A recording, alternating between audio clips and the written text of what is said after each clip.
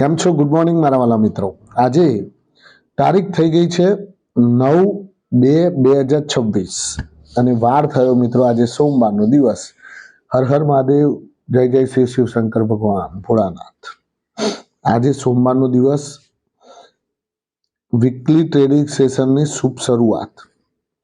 અને શુભ શરૂઆત પણ કેવી કે ગેપઅપ સાથે. ખરું મિત્રો, મોટી ગેપઅપ મળવાની આ છે. લગભગ 200 અંક ગિફ્ટ નિફ્ટી પ્લસ બતાવી રહી છે. એટલે 200 અંક નિફ્ટી આજે આસપાસ ખુલે એવા અણસાર દેખાઈ રહ્યા છે. હવે બજાર કેટલું ટકશે ઉપરની સાઈડે અને ટકીને પછી ઉપરની સાઈડ વધારે ખેંચશે, આવા બધા પ્રશ્નો હોય બધાને કે ગેપઅપમાં લેવાય. અમુક પાછા આવું એ પૂછે. એટલે મિત્રો શુક્રવારે બજાર કેવું જોવા મળ્યું હતું એના ઉપર ફટાફટ નજર નાખીશું. અને આજે બે જોરદાર ધુઆધાર કંપનીઓ, સેન્સેક્સની, ટાટા સ્ટીલ અને SBI, આ બંનેના રિઝલ્ટ આવી ગયા છે. અને આ બંનેના રિઝલ્ટે ગજબ કરી નાખ્યો છે. બંને શું ધૂમ તો નહીં મચાવે ને આજે, બરાબરના દોડમ દોડ તો નહીં કરે ને, એ પણ જોવાનું છે. આજે તો એ પણ બજારને સપોર્ટ કરશે એવું લાગી રહ્યું છે. અને જે ટ્રેડ ડીલ, આ તેજી શાના માટે આવી ભાઈ? આ તેજી ગેપઅપ શાના માટે દેખાય છે કે ભાઈ ટ્રેડ ડીલ થઈ, ટ્રેડ ડીલની સાઇન ડોનાલ્ડ ટ્રમ્પે કરી, ભાઈ સારું હેડો, જે આપણે વાત થઈ એ પ્રમાણે હેડીએ. આ એની તેજી આવી. ખરું ને? પહેલા તો ટ્રેડ ડીલ જાહેરાત થઈ કે ભાઈ ટ્રેડ ડીલ થઈ ગઈ છે, 18% કરી નાખ્યો છે, 25% રેસિપ્રોકલ ટેરિફ બિલકુલ હટાવી દીધેલો છે. તમે રશિયાથી ઓઇલ લેતા હતા એટલે મેં એક્સ્ટ્રા લગાવેલો, એ રશિયાથી ઓઇલ તમે બંધ કરવાનું કહ્યું છે એટલે મેં 25% એ હટાવી દીધો. જો રશિયાથી પાછા ઓઇલ લેશો તો બીજો 25% ઠોકી દઈશ. આવી બધી વાતો. આમને તો બોલવામાં ક્યાં પાછા સડસડાટ બોલે ટ્રમ્પભાઈ તો. એટલે આવું છે મિત્રો. હવે ફટાફટ આપણે શુક્રવારનું બજાર જોઈ લઈએ. તો શુક્રવારે નિફ્ટી 50 અંકના વધારા સાથે 25,693 અંક બંધ જોવા મળી. અને સેન્સેક્સ મિત્રો 266 અંકના વધારા સાથે 83,580 અંક બંધ જોવા મળ્યું. ખરું ને મિત્રો? હવે FII-DIની એક્ટિવિટી જોઈ લઈએ. તો FII શુક્રવારના દિવસે ખરીદારી કરી હતી કે વેચવાલી કરી હતી, શું કર્યું હતું એના ઉપર એક નજર નાખી લઈએ. તો FII મિત્રો 1950 કરોડની કેશ માર્કેટમાં ખરીદારી કરી શુક્રવારે. અને DII 1265 કરોડની કેશ માર્કેટમાં વેચવાલી કરી. આ વખત ઊંધું થઈ ગયું. રોજ હવડું હતું તો આ વખત ઊંધું કર્યું. પેલા ભાઈએ લીધું તો આ ભાઈ કે મારે વેચવું છે, ત્યાં વાંધો નહીં. વધનારા શેરો ઘટનારા શેરો પર નજર નાખી લઈએ ફટાફટ. તો વધનારા શેરોમાં પહેલા નંબરે હતું હિટાચી એનર્જી, 13.9%ની ધુઆધાર તેજી. કોન્કર્ડ બાયોટેક 13.6%ની તેજી. ગોડફ્રે ફિલિપ્સ સિગારેટ કંપની 10.4%ની તેજી. MRFનું ટાયર 8.5% ઉપરની સાઈડે ફાટ્યું. Data pattern 7.9% તેજીમાં. પછી મહાનગર ગેસ MGL 7.6%ની તેજી. અને LICમાં 7.4%ની તેજી જોવા મળી. ખરું મિત્રો? હવે ઘટનાના શેરો ઉપર ફટાફટ નજર નાખીએ તો પોલી મેડિક્યોર 7.5% નીકળી ગયો. પછી BEML ભારત અર્થ મૂવર્સ લિમિટેડમાં 7.4%ની મંદી આવી. ઇક્લર્ક સર્વિસીસ KPO ચલાવે છે 6.9%. આપણે વાત કરેલી છે કે ભાઈ છેલ્લા 3 ટ્રેડિંગ સેશનથી IT શેરોના છોતરા કાઢવામાં આવ્યા. એમાં ઇક્લર્ક સર્વિસીસને બધા 6.9% એમાં નીકળી ગયો. યુનોમિન્ડા 5.9% નીકળી ગયો. ઓટો એન્સિલરી મેજર કંપની છે મિત્રો. આવાસ ફાઇનાન્શિયલ સર્વિસીસ 5.7% નીકળી ગયો. બિરલા સોફ્ટ એ પણ IT કંપની છે, મિડ કેપ સ્મોલ કેપમાં આવતી હોય છે, 5.4% નીકળી ગયો. અને કોહેન્સ લાઈફ સાયન્સ 4.9% નીકળી ગયો. હવે આ વાત થઈ ગઈ આપણે શુક્રવારના બજારની. હવે વાત કરીએ આપણે આજે ધૂમ જે મચાવવાના છે. આજે ગેપઅપ તો ખુલશે જ, અને ગેપઅપમાં જે ધૂમ મચાવી શકે એવા બે સ્ટોક એસબીઆઈ અને ટાટા સ્ટીલ. એસબીઆઈએ મિત્રો રિઝલ્ટ જોરદાર રજૂ કર્યા છે.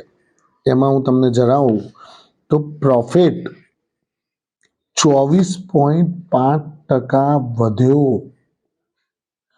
પ્રોફિટ 16,891 કરોડથી વધી અને 21,028 કરોડ રૂપિયા પ્રોફિટ કરી દીધો. અને નેટ ઇન્કમ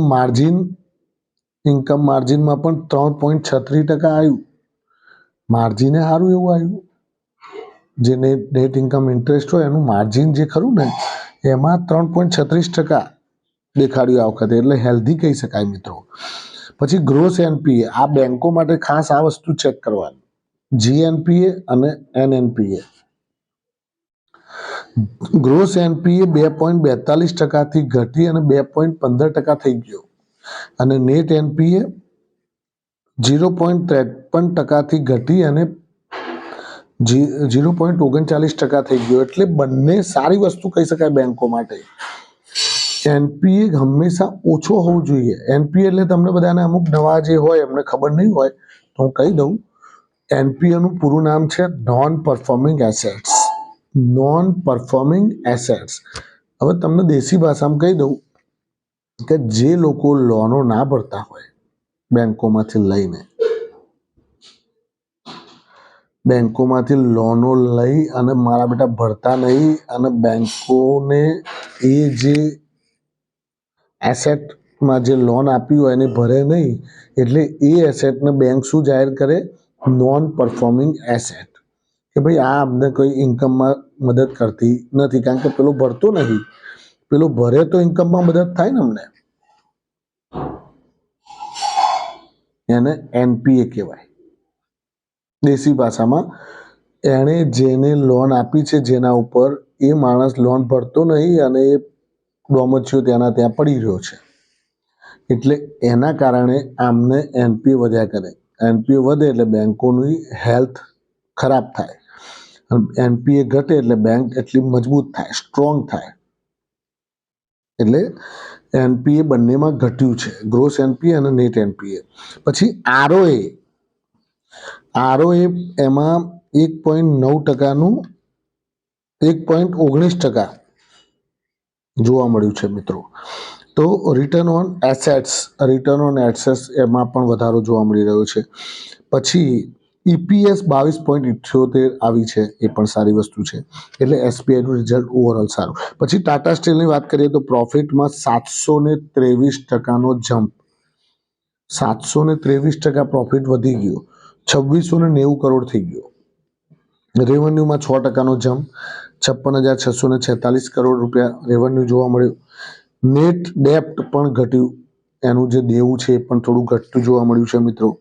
એટલે બંને કંપનીઓ આજે શું ધૂમ મચાવશે કે નહીં મચાવે એ તમે કોમેન્ટમાં કહેજો. હવે ટ્રેડ ડીલ મિત્રો, શુક્રવારે સમાચાર આવી ગયા રાત્રે કે ભાઈ ટ્રેડ ડીલ થઈ ગઈ છે, સાઇન બાઇન બધું કમ્પ્લીટ. 18% લાગશે. પછી રેસિપ્રોકલ ટેરિફ હટાવી દીધો છે, બધું એગ્રીમેન્ટ થઈ ગયા, સહીઓ થઈ ગઈ.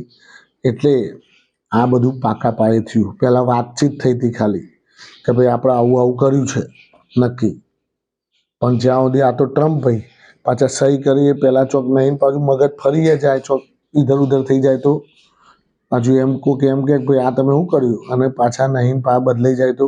એટલે આ સાઇન કરી એટલે થોડું પાકા પાયે કહી શકાય. એટલે આ બધી વસ્તુઓ આજે જોવા મળશે. હવે આજે રિઝલ્ટ પણ છે. કઈ કંપનીઓના રિઝલ્ટ છે મિત્રો આજે? તો બોમ્બે સ્ટોક એક્સચેન્જનું આજે રિઝલ્ટ છે, અરવિંદો ફાર્માનું આજે રિઝલ્ટ છે, ઝાયડસ લાઈફ સાયન્સનું આજે રિઝલ્ટ છે. આ બધાનું આજે રિઝલ્ટ છે, એટલે આવતીકાલે એની અસર એના સ્ટોક ઉપર જોવા મળશે, ખરું ને? હવે મિત્રો આજે સોના ચાંદીમાં પણ ગેપઅપ જોવા મળ્યું છે.